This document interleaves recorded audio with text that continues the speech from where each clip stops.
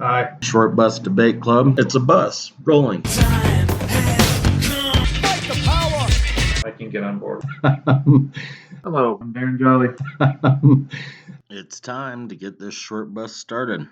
So let's roll and on with the show.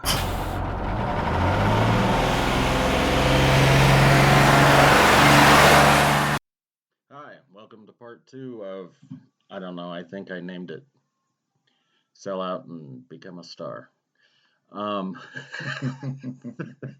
This is Brian Courtney. Is that a how-to? Darren Jolly is my name. How to sell out and become a star?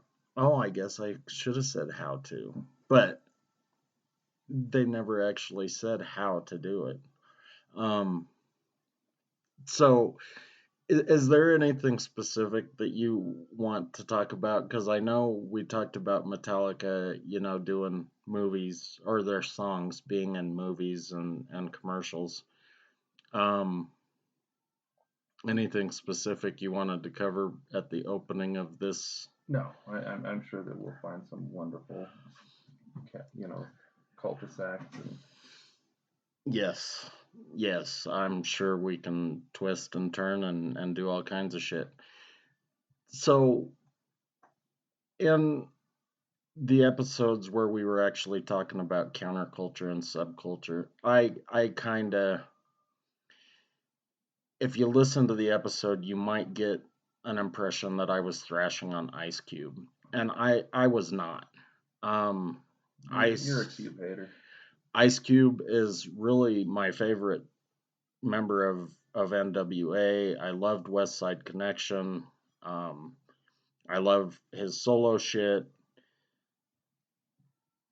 So, and I love Boys in the Hood, and all 3 Fridays, although the second Friday is my favorite. Really? Dude, when that big fat chick is chasing dude around in the parking lot because she's gonna kick his ass, and he's like, no, look, here, look at this cookie. Just like the one you got in prison. That shit makes me laugh when he's talking about the snacks. She knows about all the snacks. She knows about the year 2000 snacks, and she knows about like a Twinkie when you bite into it, strawberry and shit fills your mouth. She knows about all the snacks. Hilarious. You're like the substance of these moments, that you grab onto when you're trying to describe your favorites. I should listen to him talk about Porky's. No, the reason I was talking about Porky's was because there is no fucking way that movie could be shown now. And I think maybe that's the reason. Made. Like we can't make a movie like that. Well, I don't know, but they pulled it off Amazon. It was just on there, and now it says this is not available. You can't even fucking buy it, dude. So Porky's? Yeah. So I don't know, and you might be able to go to Amazon and purchase an actual DVD, but you can't stream it on Prime. So I don't know if that's because of the content or because of the way that the contracts work with, how it's moving to this streaming service or that, whatever. I don't know the reason, but it's gone. So it may have sounded like I was thrashing Ice Cube, and I wasn't. All I was saying is that, people considered him a gangster rapper. And then he did Are We There Yet? And Are We Done Yet? And I don't know which order those came in. I saw both of them. I didn't really like either one of them. They were kind of amusing, but I'm not going to fucking watch them again. But I was thinking about it. So that question was really bothering me. Why? Why would somebody change from, being this gangster to somebody that's doing Disney movies? And it's not a Disney movie, but you hopefully understand the comparison. I think maybe, and I don't know for sure, with the timeline and everything, but there was that big hip hop East Coast West Coast beef, Suge Knight and Puff Daddy were arguing with each other, and B.I.G. and Tupac were arguing with each other, and the media grabbed a hold of it and spun it out of fucking control. And maybe, just maybe, Ice Cube said, you know what? Fuck this shit. I'm about to have a kid, or I just had a kid. I'm done. What were you showing me? So like I made a joke about how he probably put his voice on a cartoon show and he was in the Book of Life. Oh, okay.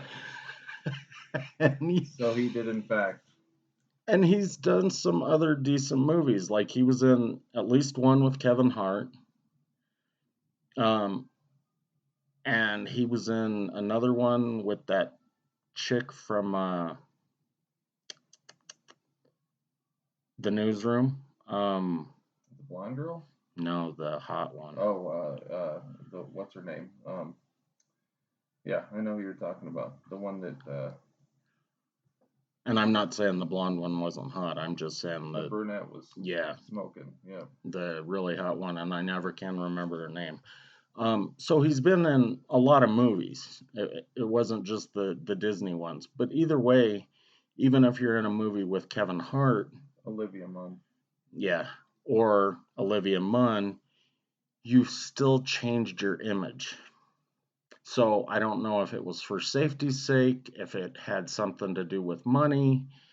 I mean, because he's got his own production company called Cube Productions. They did all of the Fridays, and they may have done other movies besides the Fridays. So I don't know, but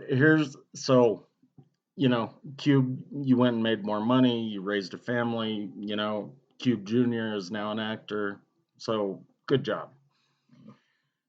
The thing that really makes me laugh, though, and shows just how mainstream hip hop and Ice Cube specifically is that I think it was 2018. I was at one of the tech shows in Vegas.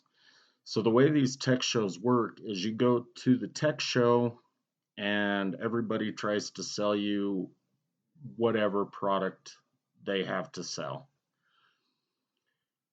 But generally speaking, the larger tech companies who have a fucking ton of money to burn will always throw an after party sometime that week.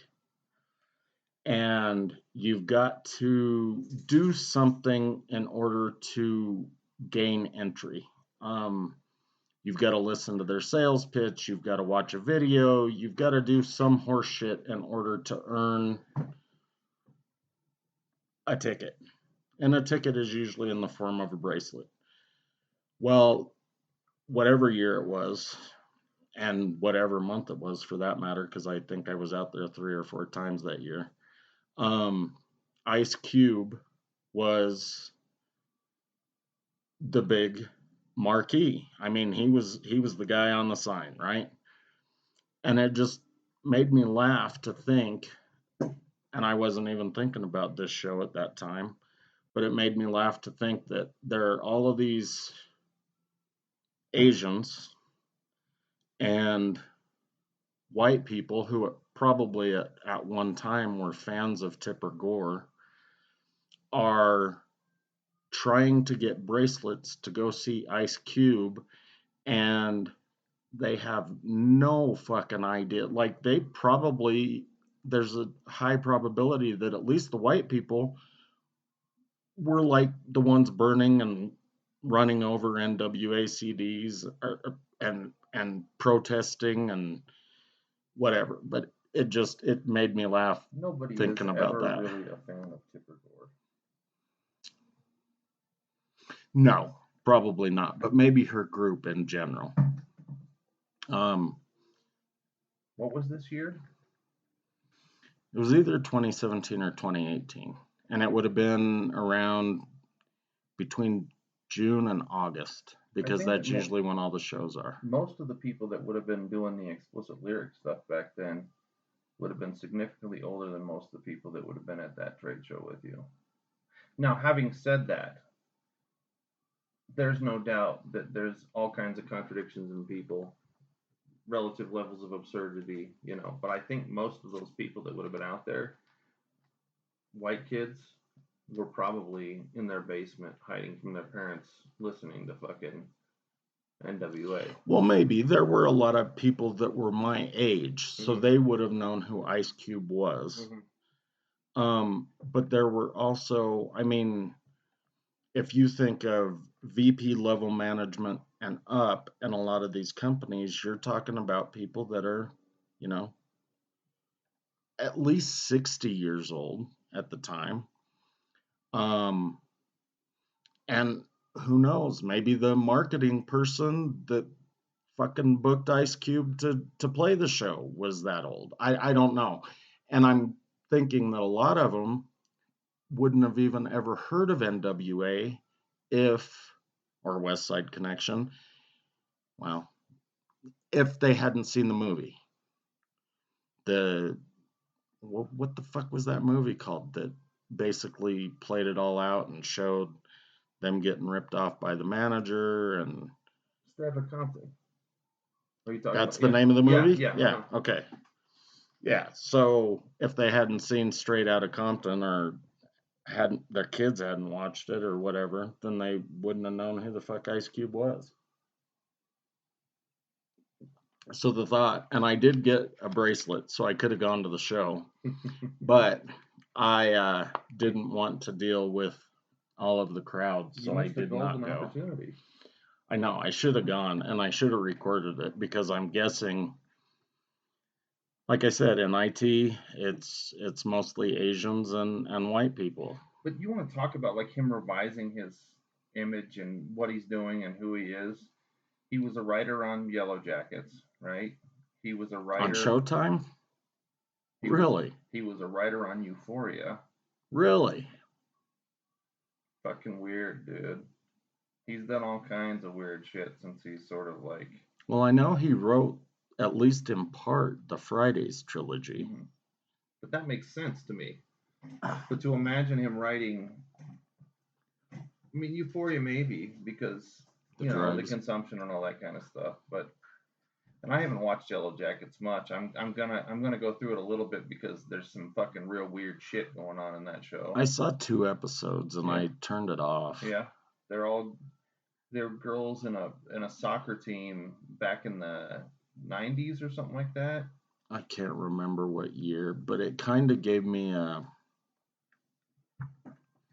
little bit of a visual of like Alive, and I never they didn't ever talk about the cannibalism straight out, but something happened when that plane crashed. So it was like a combination. I'm guessing I probably should watch the whole thing. The girls were in a plane crash, you're saying? Yeah. So I think it's a combination of like Alive and Lord of the Flies, except the chicks. Yeah, because they're wearing all this weird like masks, regalia and fucking antlers and. Yeah, I'm gonna go down the rabbit hole a little bit just because it looks so fucking odd, dude. But I didn't realize it was a plane crash.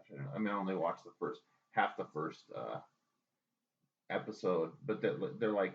They keep talking to all these people. What happened then? What happened then? What happened then? And I didn't get to the point where. It's something I think you have to pay attention to, and that's probably another reason that I turned it off, because they kept bouncing around in time. Yeah.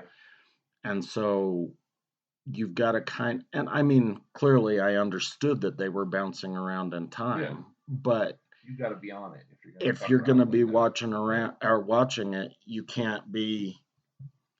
Writing a screenplay and listening to music and going outside to smoke and shit like that. You gotta be focused. Even on like the basest example of that, where it's just a film, like you go see Pulp Fiction in the theater, you're gonna get it-ish the first time, but you got to go back and watch it again, no matter what. Well, you should go back and watch it again anyway. I understand that, of course, yes. As a person who's probably watched the movie 100 times, yes, I've done my due diligence with Pulp Fiction. Yeah. But a movie or any show, like movie's easy. That's 2.5 hours.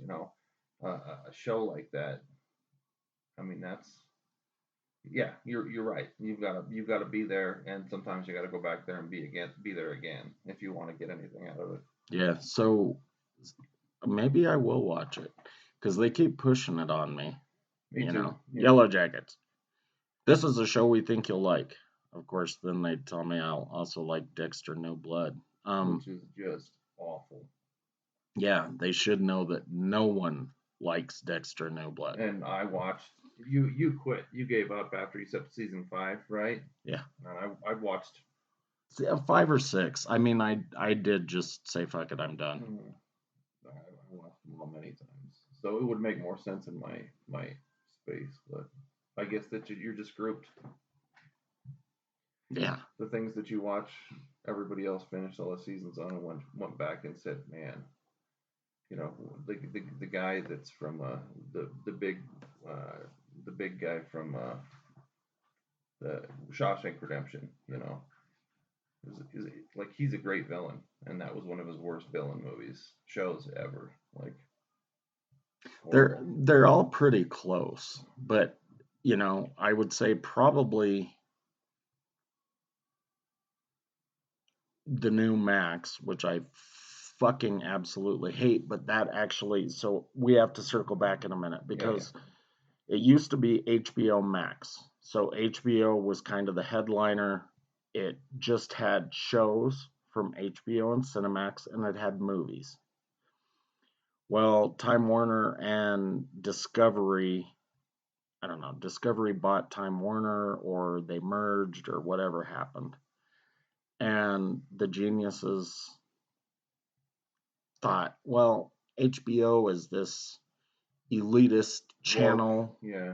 What do they call it? Bicoastal. Bicoastal. That's what I was looking for. Yeah. The bicoastal elite are the ones that like HBO. So we're going to rebrand it. We're going to call it Max.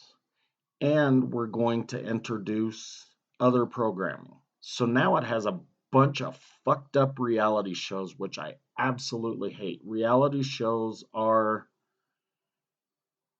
just an example of how far we've fallen. Yeah, it's the lowest level. I mean, because it's pure voyeurism, and it's voyeurism that like attends itself to like there are some things that like a cooking show here and there, diners, drive-ins, and dives, or like no reservations. Love fucking. I wish you would. Bourdain was badass. But when it turns into, I want to sit there. I'm a fat person, but I want to sit there and look at a person that's 3 times as fat as I am, to make me feel better about, my attitude towards things or whatever. Like it turns into a level of voyeurism, and also all of these stupid shows where you sit there, you have the most beautiful people in the universe, and you're watching them interact with one another to try and find love or try to get married. Like there's a level of it's disgusting. They're all fucking horrible. So I used to watch cooking shows with my grandma all the time before there was a cooking channel. I watched them on PBS. Good old Julia Childs and what's that guy? Yao Ming and the Cajun Chef and that guy. What do you say? What he always had a little bit of Oh, you're talking about Emeril Lagasse? No, I'm not talking about adding a little bit of wine, but the one that would well, of course that was the wine one was what's her name too, Julia Childs. Are you talking about Bam? That guy? No, the Cajun Chef. Okay, the one that wore the suspenders and shit. Yeah, and his fucking Louisiana accent was so fucking heavy, and he I have a little bit of lens. Well, he was the one that was a stand-up comedian, which I thought was weird. He was funny as fuck. Yeah. But anyway, so I watched those, and then I would watch the Food Network when the Food Network came out. At first. Yes, and then so History and Discovery merged, and then all of a sudden the History Channel went to shit because it was all reality shows, and Discovery went to shit, which Discovery owned the Food Network, and then all of a sudden it was fucking some shit where people had to race shopping carts around the grocery store. That was a Guy Fieri spinoff, yeah. Guy's grocery grabber game. Some fucking cake bake-off and Halloween decoration cook-off and Iron Chefs turned into Bronze Chefs. Into It just got overboard It's at some fucking point in horrible. time. So now Max has all of those shows. On that, oh yeah, because I saw Diners, Drive-ins, and Dives, and all the stuff from the Food Network is on there now, isn't it? Yeah, but they do have No Reservations, and they have the other one because he left and went to CNN or vice versa, whatever. So they've got Anthony. Yeah, they've got both No Reservations, and those are good. But that's because Anthony the Remote Bourdain. Places one, whatever the fuck they called it. Yeah, I can't remember. But here's how it kind of circles back. So Max is horrible, but I did discover something again about the mainstream. So hopefully our listeners remember who Lil Jon is. Okay. His famous song, or at least the one I remember, is "To the window, to the wall. Let the sweat drip down my balls." Okay, so probably not something you want your kids to listen to or whatever. Now, How does it do again? To the window, to the wall. Now he's got a fucking show called Little John Did What? And it's a fucking home decorating show. He goes in and remodels. Well, he doesn't remodel, but he goes in and, I don't know, films them remodeling a home. We're gonna do this with the window and not with the wall. You think that's why they did the it? sweat rings down my balls. I'm an innovator, just in case you didn't know. I wonder if that's why they did it. If that's and if that's maybe the intro song. That would be some like slitting your wrist in a warm tub kind of reasoning right there. Well, again, I didn't watch the show, but you don't say? You didn't just binge the whole fucking thing? No. But they do it. So that's reality, right? Well, that's debatable. But. Yeah. They did. You mentioned like all the beautiful people dating whoever. So Public Enemy is another one of my favorite fucking bands, but Flava Flav has always irritated the shit out of me. I hate gimmicks. And that fucking stupid clock and all the goofy sunglasses and shit that he wore was a gimmick. And it had nothing to do with what they were talking about. He was just a fucking goofy bastard, but he ended up, I can't. Love Shack. Yeah, Flavor of Love. Flavor of Love. Okay, there you go. Yeah, something stupid like that. Okay. So, again, that was a militant band, or they definitely were very politically conscious, and they definitely were communicating about their dissatisfaction with. Say, for instance, your ability to contact an emergency. 911 is a joke in your town. Yeah. 911. Yeah, we are. If anybody wants to contract us to come and do we do bar mitzvahs. Yeah. Weddings. We come do it with the Beastie Boys too. And the Beatles. The Beastie Boys, the Beatles. The Beatles. Carry on. So Public Enemy and Beastie Boys.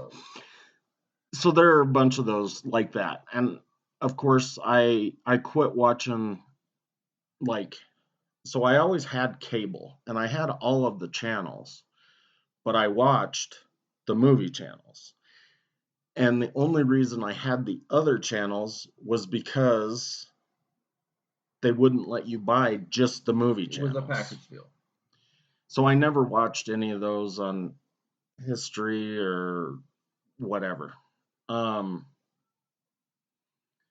there's probably others besides Flavor of Love and Lil Jon. Yeah, I'm certain that there's an infinite regress problem in relation to the collective voyeurism of the United States. We don't want to experience anything anymore. We have our shameful experiences that we don't allow anyone else to see, but we put all these other even more shameful experiences on camera so that we can assuage our disgust at ourselves for not being able to be social actors, and grabbing someone else that does it to the nth degree beyond that, and that creates that separation to where we don't have to engage history. We just engage our obsessive, compulsive, disgusting activities that don't allow us to be socially engaged. Yeah, and now... Did you feel that bitch slap? That's exactly what that was. Now I can't even really sort through them to find the movies that I want to watch because... No, it doesn't matter. I don't want to fucking talk about Max the whole time. But yeah, now the Max thing is just full of fucking reality bullshit. So I'm sure there's a couple of fucking rappers on there more than just Lil Jon. You think Ice Cube's got a reality show? No, but you know who else did? And I think he was considered kind of a gangster rapper. And he doesn't have the show anymore, I don't think, but Exhibit.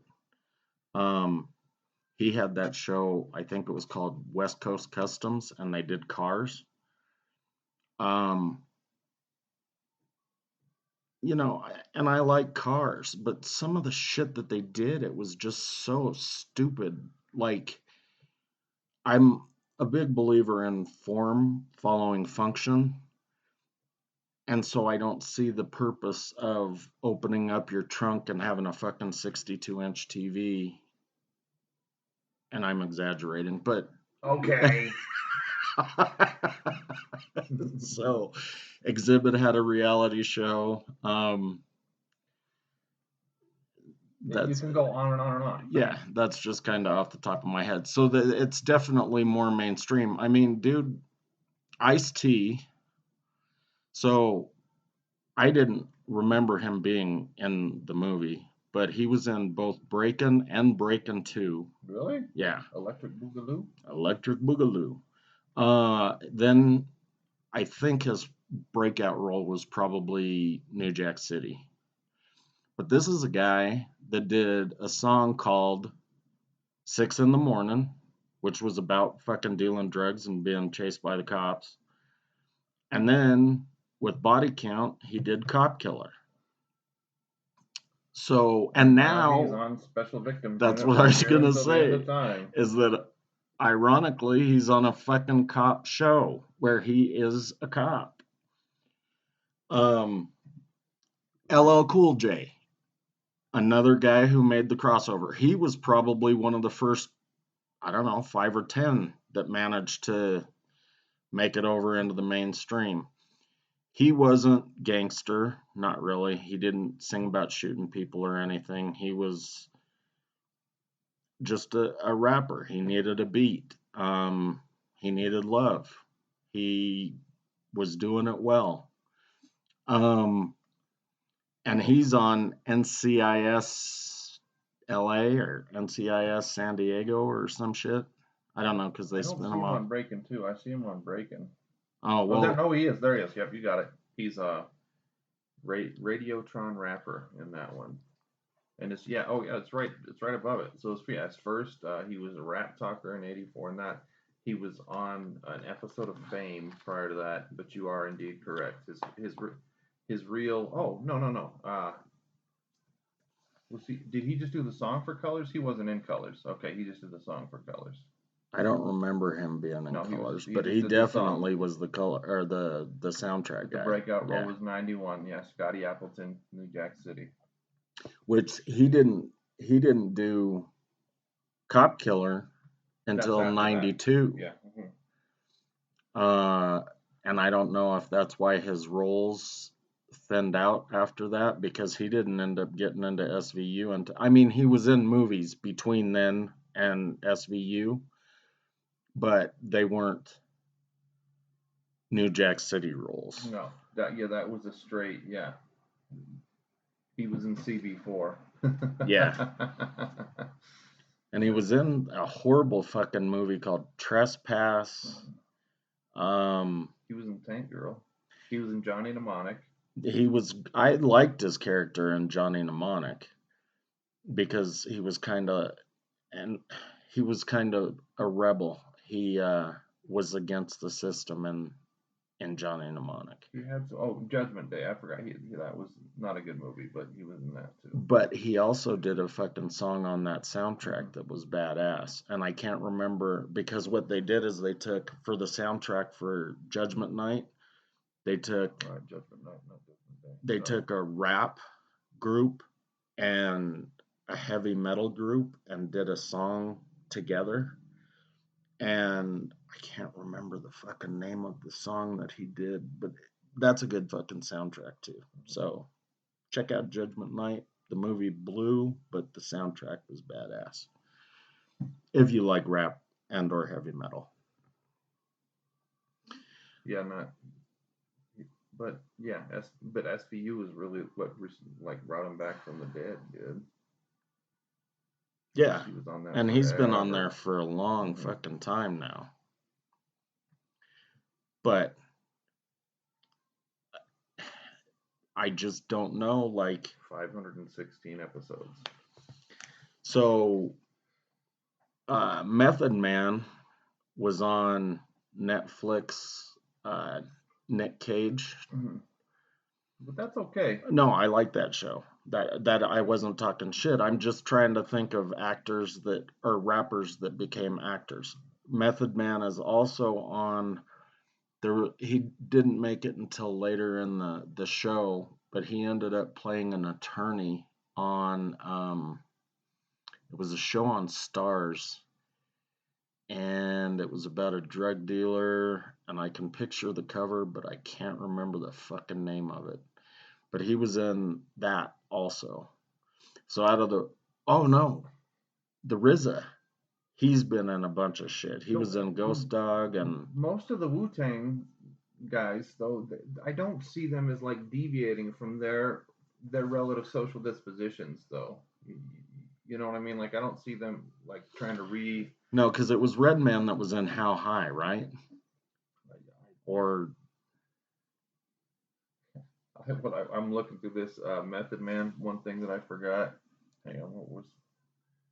No, I'm confusing with somebody else. No, that is him. He was in Garden State, dude. Really? Yeah. Oh yeah, because he was the guy that was the bellhop or whatever. Hold up. Hold up. Who here wants to Did we not just see some pussy? Who here saw some pussy? Natalie Portman's like, yeah, she's got her hand. That's so fucking funny, dude. Man, I that was a cute movie. Not a brilliant movie, but a cute movie. I totally forgot that he was I don't know what the fuck you'd call him. He has the little bellhop hat. That's but they're in looking through where they have the prostitutes that are fucking. Yeah. It's like a 15-minute hotel, right? One of them, what they call them, love hotels in Korea, right? Where you can go in and rent it for. I don't know if that's the kind of hotel it was, because what the fuck kind of shitty hotel where you just go in and out so has a bellhop. I don't know about bellhops, but I can tell you that when I was dealing that poker tournament in Costa Rica at the Del Mar and the Del Rey, they had a 15-minute hotel where you could go in, and there was actually this dumbass kid that was there with us dealing, and he ran a poker room on Trinidad and Tobago, right? And he lived down there for quite a while, and he was a straight dipshit. But he told us this story, and if I hadn't been in that place, I would not have believed him, right? But because San Jose is a competitive market for prostitution. It's all legal. It's all regulated. The girls that are working girls, they have cards where they go into these places. They clock in saying that they're working. It's just for their safety, so that they can communicate with and they're required to do STD tests at least twice a month. There are billboards up when you get off the plane that says, if you try to solicit sex from somebody under the age of 18, we're going to throw you into a prison and we're going to throw away the key. Very, very interesting, very cool. And because of the fact that they have so many business and financial activities that go through there, they allow for women to immigrate into the country from various different locations. So they'll have women from Colombia, they'll have women from Panama, they'll have women from Dominican Republic, from all over the place, right? And when you walk into one of these places on a regular active night, if you make eye contact with a female, she is going to come up to you and start to bargain, right? So Johnny was the guy's name. He I mean, he was a dog, so like that's how he got things taken care of for all of his life. So he came in, and there was this really pretty Colombian girl that he made eye contact with. And when they would come to you and start the bargaining, they would always start at $100 for a session, right? And session in quotes, right? So she walked up to him, and she says $100, and he says $20, and she knows she's hot, right? So she says $100, dude. Like she's just reestablishing, if you want to do this, you're gonna at least have to give me a better number than that, right? He says $20, and he not even his voice doesn't change. It's the same kind of thing. And she kind of gives him the head tilt and looks at him, and she goes, "How long?" He says 10 minutes. She says, "Okay." And they went and took care of business in one of the quarter-hour hotel rooms. No, I'm not saying that they don't exist. Like this woman I used to work with, she used to always call it a no-tell motel. Yeah. That fucking joint over off of 6th and Federal. Yeah, I know what you're talking about. That was a drug dealing motel, as well as being a place where you could take a hooker, I'm guessing. I could tell you a story about somebody that I knew where two girls were with two guys there, and the police showed up and busted the two guys for having crack on them. But I won't tell that one because the names would. I gotta protect the innocent, not so innocent in this instance. My point is that when you go to a place like that, if they have rates that are like under a night, there's not going to be a concierge. There's not going to be a bellhop. Well, maybe if it's Method Man, it would be. Hold up. Of course, what you're saying, dude. It was just. I mean, it like it's just Zach Braff doing that for the sake of the film, and obviously Costa Rica is qualitatively different than something that would go on in they might be down the street from The Sopranos. Well, see, if you remember that movie, I remember it well. Then there were holes in the wall. Right, that's where they and then they were in the hallway or in between the rooms. Yes. There were more, and it was more than them that were looking through the holes. Right. So, but there was in that room where they were watching that guy fuck that prostitute. Mm-hmm. Natalie Portman said, "How do you know she's a prostitute?" And he said, "Why would a girl like that be with a guy like that?" Uh-huh. He had luggage and shit in there. He was like a businessman, probably traveling. So I'm guessing it was a decent hotel that had some fucking shady employees. And I know of more than one decent hotel that has gotten in trouble for having shady employees like that, or putting fucking cameras in the rooms and weird shit like that. So, I mean, no matter what, whenever I think about the concept of prostitution in a hotel in the United States, I'm certainly not going to use, Method Man, Zach Braff, Natalie Portman, and Kato, as my frame for understanding how prostitution would really be carried out, particularly with this fucking, like you said, I mean, and it's not just that the bellhop hat's on, it's on and it's tilted over to the side a little bit. I mean, it's fucking hilarious, beautiful scene. I mean, it's typical, like when Zach Braff's at his best, it's that sort of like obnoxious, goofy kind of like imagery, Yeah. So, I mean, he really is kind of disappointing me for the rest of his career because he did so well in writing and directing that one. Like because the absurdity of moments like that, were incredibly beautiful and absolutely not realistic in any meaningful way at all. No, especially like the weird hole in the ground. But that's such a cool scene, dude. The eternal, yeah. Yeah. Mm-hmm. Yeah. So regardless of whether or not classy hotels have bellhops. No, classy hotels have hookers there with bellhops. Yes, right. Yeah. Wear hats like and the Method Man. Yeah. Well, most of them all have fucking bellhops. I hate those fucking places, and they're so used to people wanting them because they, oh well, I don't know, I'll break a nail, or I can't be bothered to carry my own luggage. We don't have a lot of that bougie in us, bro. No. I remember going to we went to Vail one year, off season, but they all stormed the car and wanted to carry all of our luggage. It was me and Roger, Yana and Julie. We all went. Mm-hmm. And shit, that must have been a minute ago. It was a while. But we were going up to the room, and I actually had to fight the guy because he kept trying to grab my fucking suitcase. And then later on, the water kept leaking in the toilet, so I just pulled the fucking lid and fixed it. Yeah. And they were like, you should have called us. And I was like, why? And I think, so one, the employees are so used to these fucking uppity, rich pricks. What was the hotel?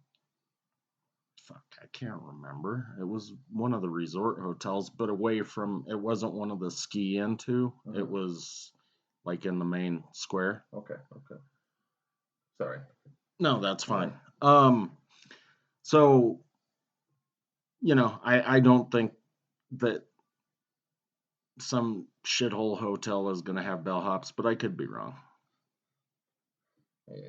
And maybe that's how they have to make their money, is by charging people to look through drilled holes in the wall. If there's a context that demands it, yeah. I mean, because like you said, there's literally in that scene, and I don't want to, we just about killed Garden State at this point in time, which is a movie that has nothing to do with, except for the fact that it has fucking Method Man in it. Yeah, but like there's like 6 fucking motherfuckers that are sitting there like freaking breathing hard, looking through these fucking, like they're touching themselves where they pee. I mean, there's like a degree of disgust in this moment where you're just like, look, man. Like I said, I went down to that fucking brothel, and I mean, to be clear, I've never paid for a prostitute in my life, but I've been in places where they're there. I'm a curious baby, so I'm gonna take a look around, see what's going on. But I mean, I'm not gonna judge all the way around, but if you're sitting there fucking like, yeah, panting while you're looking through like you said, like, I'm gonna pay the fucking bellhop $30 to go and look through a fucking, because I'd rather not just point and click at my house. I want the real thing, even what do they call them? The cams, the webcams, the live webcams. Yeah. That's not good enough. I want to be able to see it happening right in front of me. Fucking weirdos. Yeah, you're a wackadoo, perv, whatever. Mm-hmm. Okay, so hippity hip hop, rappity rap hop. I think we spent a lot of time talking about that. I'm not positive because I wasn't looking at the time. I was looking at our sound levels. Mm-hmm. Either way, it was fucking entertaining to me. So I had an idea, a couple of them, and I definitely have some things that I want to talk about. So the Fridays, we know that weed was involved in those, especially the first one. A little bit. Weed used to be subversive, no longer subversive, so much so that they can just make a fucking movie about it and, everybody's smoking weed. Actually, you can smoke weed probably on screen and get a better result than if you tried to smoke cigarettes on screen. Yeah, it's like weed is totally copacetic. Yeah. And cigarettes are like the bane of. I'm surprised they don't have more vaping, but that's a different thing. So they kind of do. I've seen a lot of movies where people are vaping their TV shows. So the Fridays are Ice Cube. Used to be subversive, now mainstream. and weed Mm-hmm. used to be subversive, now mainstream. How High, I'm pretty sure it's Red Man. I've only seen the movie once, and I think I turned it off because it was fucking horrible. But it was weed and a rapper. Willie Nelson and Snoop Dogg in Half Baked. Half Baked. I was going to talk about Half Baked too, because I mean there were a lot of fucking people in that, not just. You ever looked at a $20 bill? Right. Nobody knew fucking John Stewart, Janine Garofalo. I mean, there were a ton of fucking people. People knew who Janine Garofalo was still at that point in time. Yeah. She'd done some really bad movies in the 90s. She was also in that show, the Ben Stiller show. And that was a great show. I don't know why they fucking cut that. Anyway, Half Baked, great movie. Pretty much just about weed. Yeah. And fuck, that was made 22 years ago. Yeah, 2000, 2001. Yeah. Carry on. Well, no, that was just kind of the weed stuff is more prevalent now. I mean, dude, there's a show again. 98, dude. It's 25 years old. Fuck. Okay, so that means it went mainstream earlier. That was Dave Chappelle's real, like, first by himself big one, you know. Yeah, and it was awesome. Fucking, I mean, hilarious, dude. I don't even fucking smoke weed, and I watch that shit and laugh. Tommy Chong was the Squirrel Master. Weed is so mainstream now that there's a fucking show again on Max, and again it is a reality show, but Jim Belushi has a show because apparently he has started a fucking weed farm, and Jim Belushi, I can't remember, it's called Disjointed. No, maybe that's another show about weed. Anyway, reality show, Jim Belushi, marijuana. I think it's been out since 2019 or something like that. 2020. Yeah, it's totally been commodified. I mean, it's just totally been chewed up. And for whatever reason, like whatever it was that was like subversive about it, like if there was anything subversive, it's totally fucking invisibilized now. Yeah, I mean, fuck. My mom used to give me so much shit about smoking weed. Of course, this is in the 90s. Now, like back when this shit with my back started, she's like, I've got a friend who told me you should just smoke weed. Here. And she's trying to push this shit on me, or CBD, or whatever. I can't remember what it was. I think it was during Thanksgiving or Christmas, sometime out at my sister's house. Mm-hmm. She ate fucking edibles. My mom was getting high.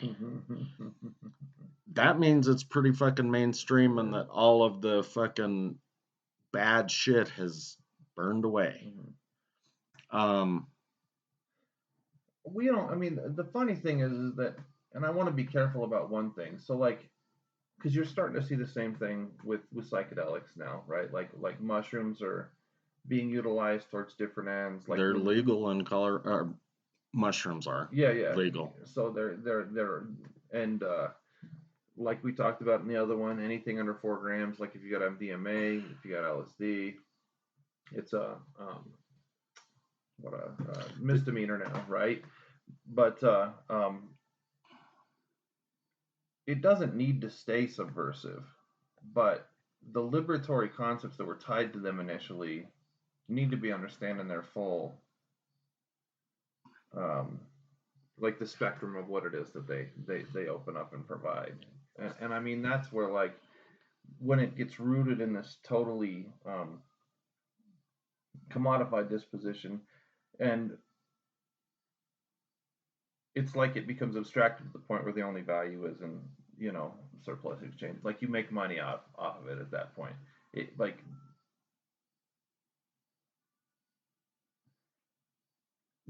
not the worst thing in the world, but the deeper meaning of it does seem to get lost in all these different.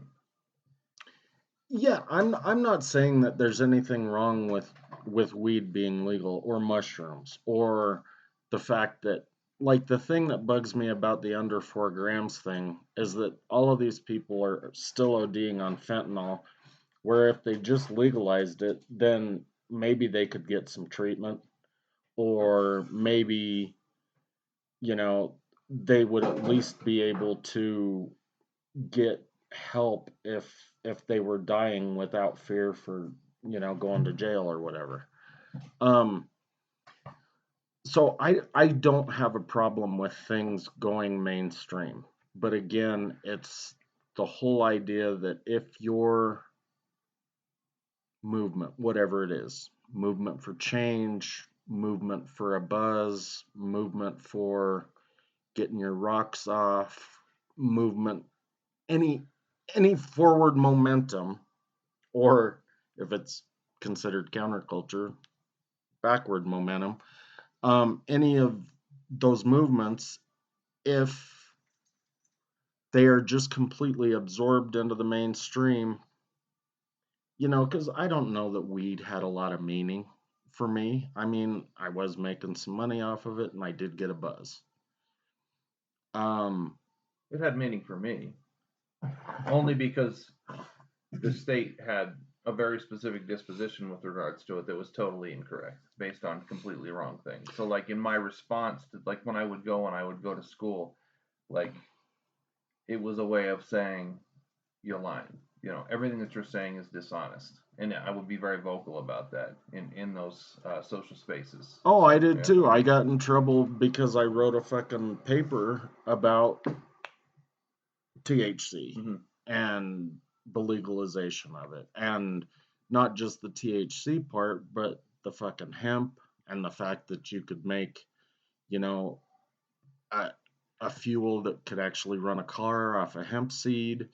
And, hemp grows much faster than corn and whatever else. All the rope and the textiles and all that. So it was, I mean, a beautiful plant. The potential for using the oil and the seeds as a fuel.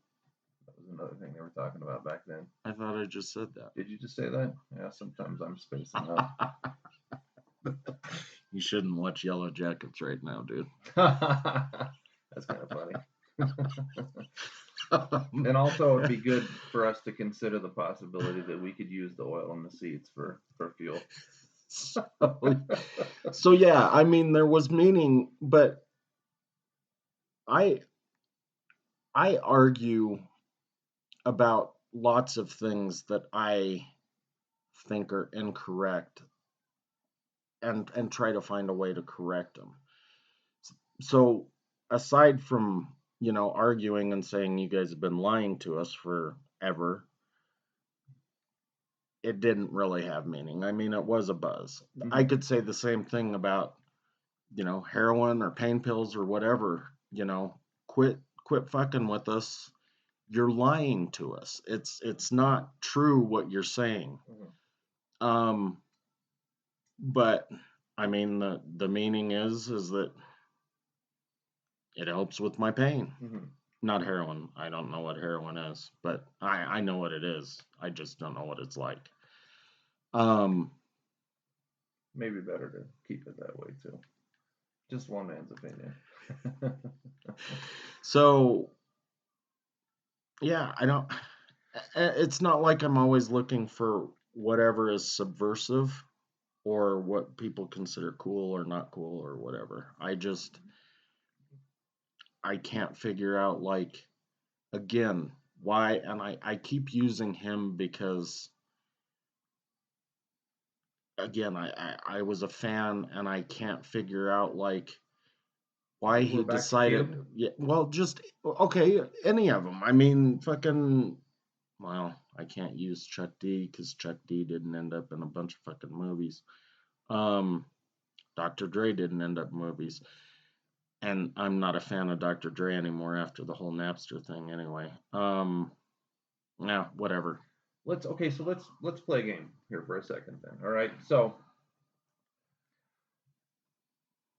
in the initial sort of like moment where when you're young and you rebel and you push back, right? Um, so we'll take like say for instance, like I said with punk earlier. So you got like Johnny Rotten and Sid Vicious. Johnny Rotten grew up in a very working class environment. His family immigrated from Ireland to London. There was a lot of prejudice against people that were from Ireland in London during that time period. He got his ass kicked a bunch when he was a kid. He can remember instances where like they'd be throwing bricks at his family and shit like that. Nobody got killed. People got hurt sometimes, right? But there were a lot of things when he talks about what affected his social consciousness when it was growing when he was young. He saw that prejudice against where he was from, but he also saw a lot of things about social status. The difference, like I said, like one of the things that when I was reading earlier, he was very conscious of was the difference between middle class and working class because it was a much sharper divide when he was growing up in the 60s and the 70s in the London area. So that resulted in him writing songs like the shit against the Queen, never mind the Bullocks, yeah, all that kind of fuck you stuff that he sort of wrote. So there's this space where there's the push to drive a certain internal contradiction forward, and then there's Sid Vicious meeting Nancy, thriving on his own ego, doing a bunch of fucking heroin till they literally like lit their fucking apartment on fire and the hotel on fire and shit when they're staying at Chelsea Hotel. Um, so there's this space where there's intention to change the world that you're a part of, and then there's this other thing that's happening at the same time, right? So like when I was young and I was irritated and I was pushing back, not that I started a movement or that, but like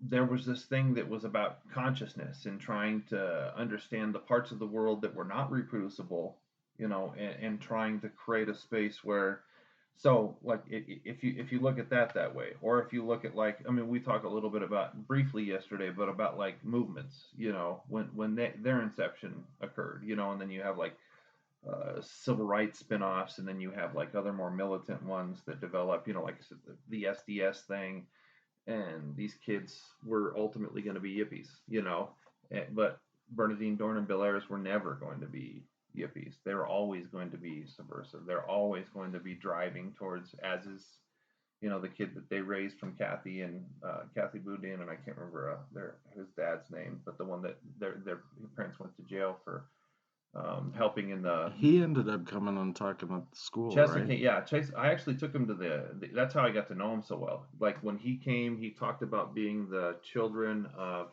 parents who were part of the Weather Underground, and how the consequences of his parents' activism affected his life, right? But Chessa, so his mom died last year. His dad got let out of jail. I think he's still around, but finally, but they spent 30, 40 years in jail for felony murder because of what they were the getaway drivers for the Black Liberation Army when they were going to rob an armored car. Two of the armored car guards got. Is that like 78? Yeah, that's right about right. Yeah, his two of the armored car guards got shot and killed, and because felony murder, the way it's written, everybody in the commission of or in flight from a crime like that, they all get charged with the same murder charge. So they did both end up getting released. His dad got released, I think, last year. And like I said, Kathy, she died last year, but she'd been released a few years before that. But Chessa, as an individual, like I said, he was raised by Bernadine Dorn and Bill Ayers in the Chicago area, like at Northwestern. I think they were both teaching there or something like that. But he was very rebellious as a kid.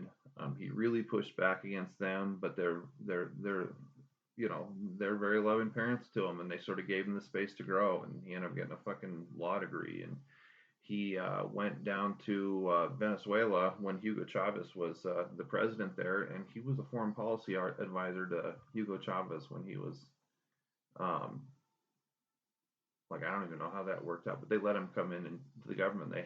So I remember you telling me about that. He speaks Spanish fluently, so he was able. But he came back.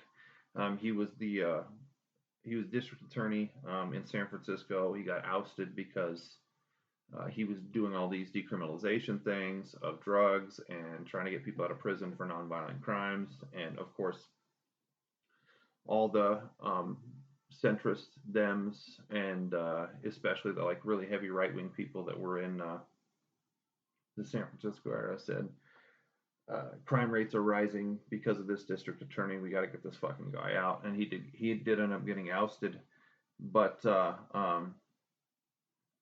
he remained committed to that radical disposition. And unlike his parents, he didn't go drive an armored car or go help rob an armored car. He did not go and bomb places like Bernardine Dorn and Bill Ayers did, bomb places where nobody was in them. The symbolic bombings that they did, if you don't know what I'm talking about, go read your fucking history about the Weather Underground.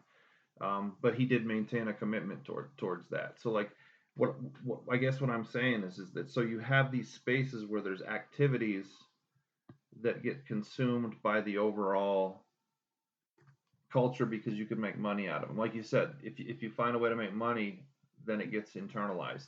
If there's no way, you're not going to make money out of the Weather Underground because they're trying to undermine the logic of the system in the first place. They're trying to create a different system. So you have to purge that side.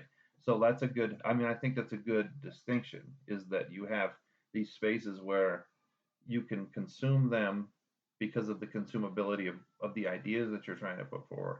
And you have these other ones that you have to purge entirely because they threaten the overall structure of the system of power in the first place. Well, that's why I think sociologists said, there's a difference between subculture with deviant activity, counterculture, mm-hmm. and then rebellion. So rebellion, or the Weather Underground, the Black Panthers were probably considered on that too. But I get your point. All I was trying to figure out is, again, how do you end up, because the RZA can't act. He's not good. I love the movies he's in, Ghost Dog and The Man with the Iron Fist. Mm-hmm. Great fucking movies. Not a good actor.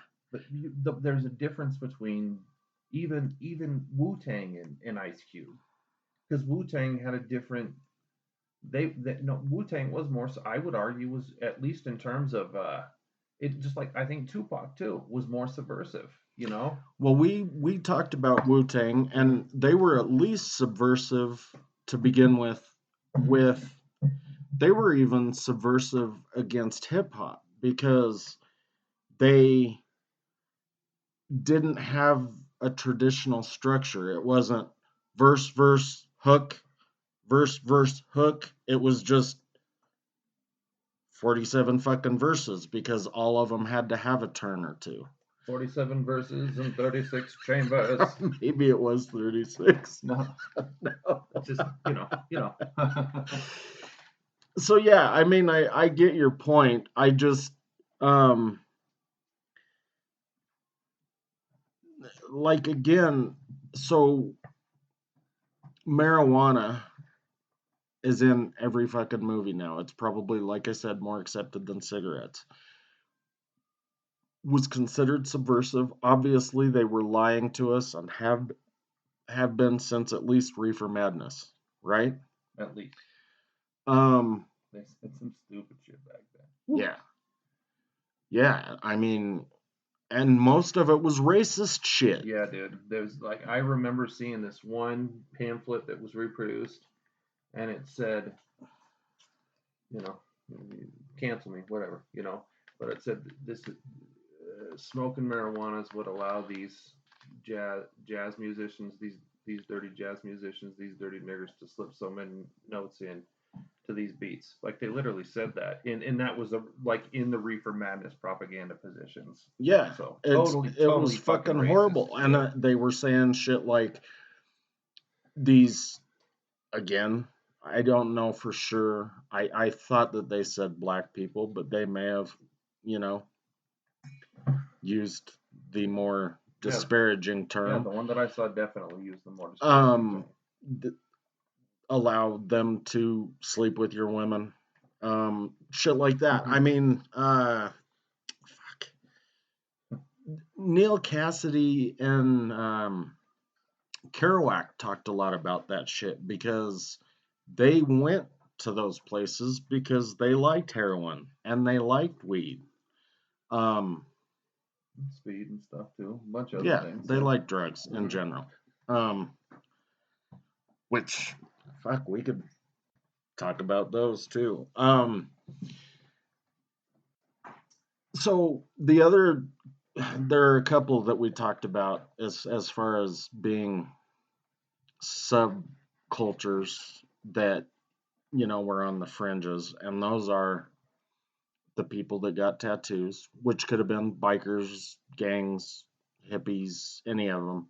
And now there are at least 13 fucking tattoo reality shows. When I was watching Sid and Nancy earlier today, because I had to watch it on one of those channels that had the fucking commercials, like there was one where this girl they kept showing her having a shave, and she had this little fucking pair of panties on and this little fucking bra thing on, and it was a commercial for a tattoo show? It was a commercial for shaving. Oh. But she had tattoos on her arms and a tattoo on her leg. There was another one where it was for opportunities to go to nursing school, and there were two people that had received their diplomas through the nursing school on there, and one of them had tattoos on both of their arms, and the other one had a big tattoo on their leg that they had a skirt. I mean, but like it was created intentionally to demonstrate what you were saying in the previous episodes about how tattoos are like not only just an accepted part of the culture, but a celebrated part of the culture at this point in time. There's nothing subversive about a tattoo anymore at all. No, nothing at all. And I don't know. I mean, again, if you can make money on doing tattoos and art is what you love, there's do no it. Judgments here, yeah. But I'm guessing it's about meaning and stuff. Yeah. Like, deeper, like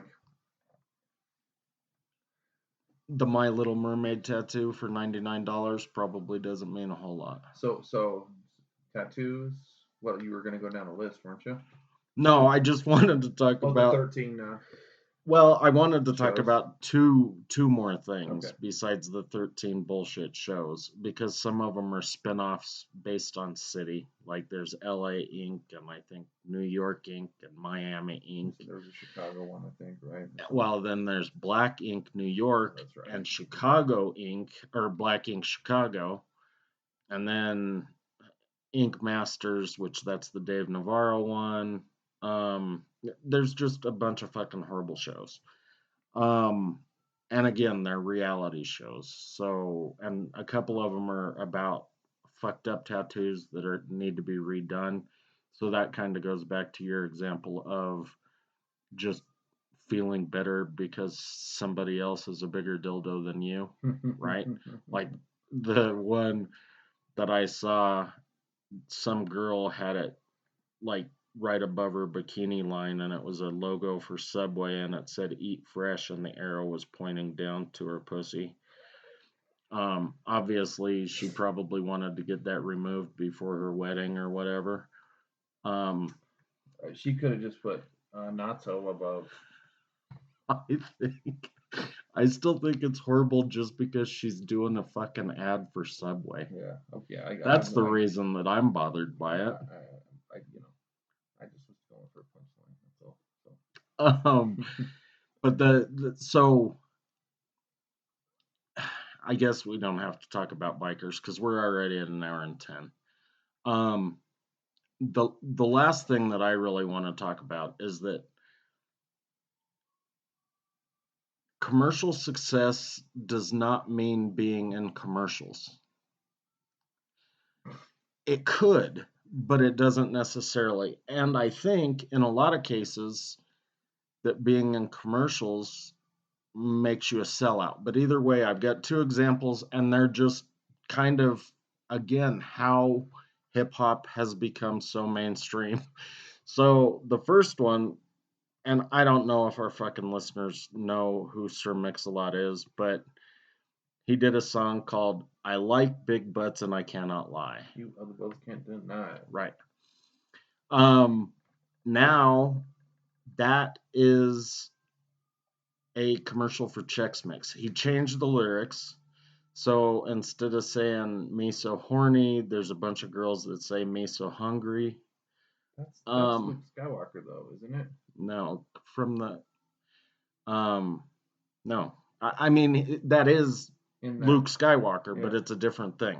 It's a different song, different part of the lyrics, because that Luke Skywalker and the Two Live Crew is the Vietnamese lady saying, "Oh, me so horny, me love you long time" in Vietnam, because it was from Full Metal Jacket. Yeah, from Full Metal Jacket. Cuddle, stop licking my arm. But this is different. So he talks about how the round thing makes him so horny. And the girls, the same ones that say, "Oh, me so hungry," in the original song, they say, "Look at that butt, Becky." It's something, I bet you she does porn. And this time they say, "Look at how round those are," or "Look at those bagel chips, Becky. They're so round and tasty." It's absolutely fucking horrible, dude. Yeah, that's bad. And if you listen to the original song and then the commercial, you'll know what the fuck I'm talking about. The other funny part, though, is there's a song by DJ Shadow.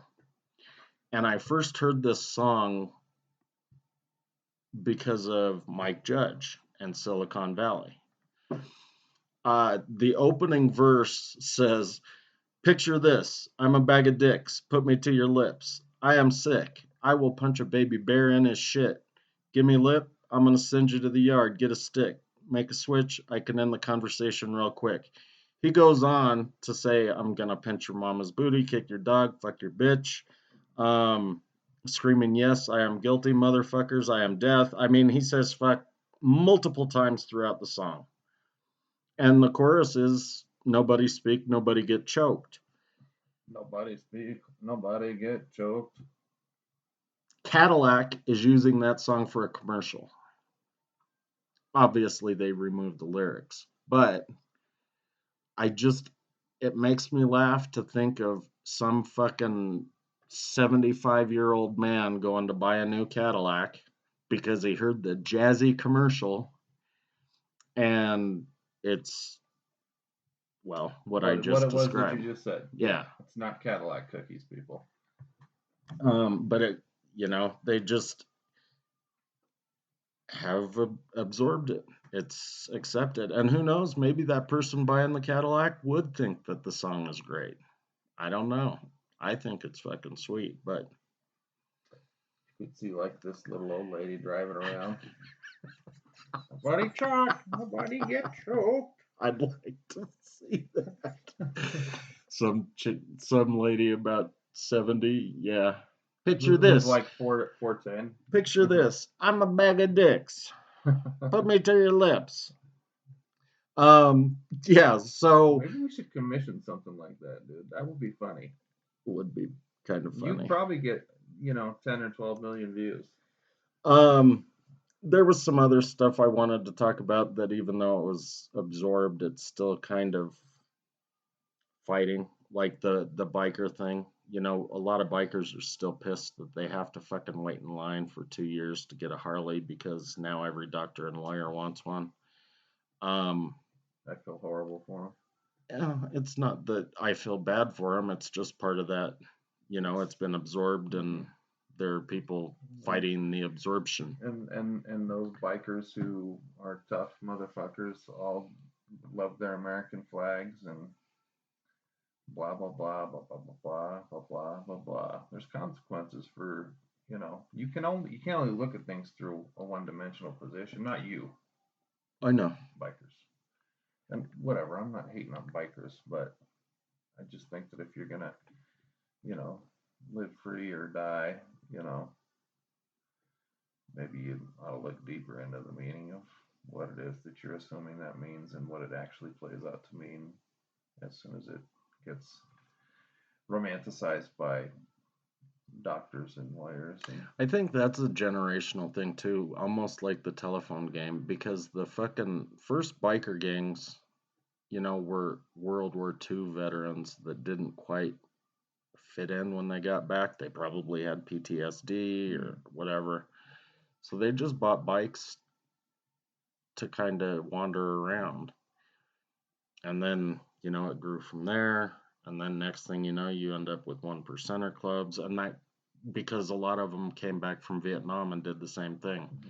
And now you've got what we've got now with, you know, people blowing shit up and selling crank and whatever. Okay, so we are coming up on an hour and 17, pretty close. Was there anything else that we skipped over that you didn't get? Well, I was gonna talk about Easy Rider, which is a fairly decent movie, but I didn't get a chance to watch it again because it's not streaming anywhere. I've never seen Easy Rider, dude. It's not great, and it's kind of weird. It's got Peter, some weird shit. What's his name? And Peter Fonda and Dennis Hopper. Yeah, and those are the main guys. Yeah, and they're taking coke all over the place, and isn't that kind of one of the things they're doing, or they got coke in their gas tank or something like that? Oh fuck, maybe I need to watch it again because I don't really remember that part. But maybe, yeah, I don't know. I know that they're on bikes, and it's not like they're part of a 1%er gang, but they're cruising around. It's just, yeah. I mean, if it had Dennis Hopper in it, it has to have like that freedom hippie-ishness in it, or else it's not going to happen. And Peter Fonda, for the same reason, probably. But I was going to, you know, kind of compare and contrast that with the movie that sort of talked about what I just did, called, I think it's Old Dogs, and it's Tim Allen and John Travolta, Martin Lawrence, and that redhead dude from Shameless. He's got 3 names. It's not Philip Seymour. It's William H. Macy. Yeah. He's been in a bunch of shit. But those doctors, lawyers, whatever, are gonna cruise across the country, and they end up in New Mexico, and they fight with this biker gang, and the biker gang said exactly what I just did. You know, you assholes. For the purposes of time, it would be good to like throw like Sons of Anarchy into that space though too, you know, because that still is like sort of. I mean, it's 10 years ago, right? I mean, but it would bring it at least. I dig Sons of Anarchy. But that's the spirit of their disposition is tied a little bit more to that old. Yes. So you'd have like the original idea, the obnoxious John Travolta, William H. Macy, Tim fucking Allen. It's kind of a funny movie, but it's along the lines of, you know, are we there yet? Yeah. It's not really that maybe good. We'll come back to the motorcycle gangs at some other point in time. We could probably spin them back in another way. So I guess that's it. Any questions? You can call or email us. Our email is shortbusdebateclub@yahoo.com. 720-334-ROLL. And the environmental stuff is what we're gonna do next time, right? Yeah. Try to dispel some myths about the current move to what we perceive to be clean and renewable energy. Absolutely, that is the case. So we'll see you next time and have a good day. Adios.